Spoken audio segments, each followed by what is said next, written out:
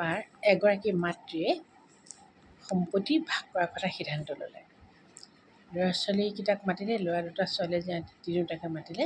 মাতি মাকে ক'লে যে দেউতাই যিখিনি সম্পত্তি দি থৈ গৈছিল মই আজি তোমালোকক ভাগ কৰি দিওঁ। ডাঙৰ ল'ৰাটোকো দিলে 10 লাখ টকা, 6 লাখ ডাঙৰ ল'ৰাটোক দিলে, 6 বিঘা মাটিও দিলে আৰু বাকীখিনি পইচা সৰু ল'ৰাটোক দিলে, গহনা পাতি কিছু বোৱাৰীয়েককো দিলে।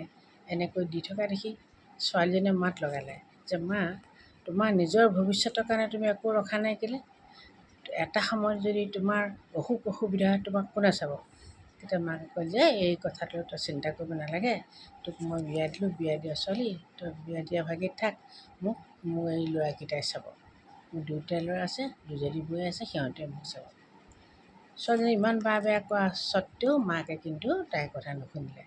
তাইক মাকে পঠিয়াই দিলে আৰু ল'ৰাকেইটাই চাব বুলি আশা পালি থাকিলে। কিন্তু সেই বয়সত দেখা গ'ল যে এটা ল'ৰাই মাকক নাচালে, মাকক গুৰুত্ব নিদিয়ে। মাকৰ অসুখ হ'লে পানী এটোপা নিদিয়ে, মাকক খবৰে নোলোৱা হ'ল।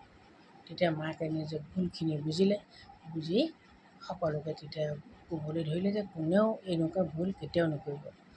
নিজৰ বুঢ়া বয়সলৈ একো নথোৱাকৈ চব সম্পত্তি পুত্ৰ বোৱাৰীক ভাগ কৰি নিদিব।